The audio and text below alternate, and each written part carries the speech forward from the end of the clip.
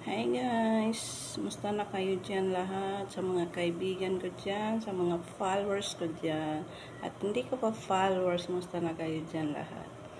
Sa mga kasama kong OFW, musta na kayo? Nagluto na kayo? Ako tapos na ako magluto. Dito sa kusina. Tapos na rin ako minom ng lemon at saka vinegar, apple vinegar. Ngayon, breakfast ko ay isang apple. Yan, kain tayo ng apple guys. Hindi ko lagyan ng gatas kasi hindi ko gusto ko pag may gatas. Ganito lang siya. Para ano siya, masustansya. Bismillah.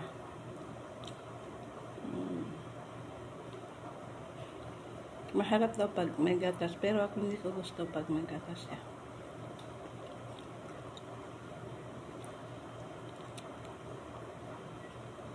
Ganito lang siya.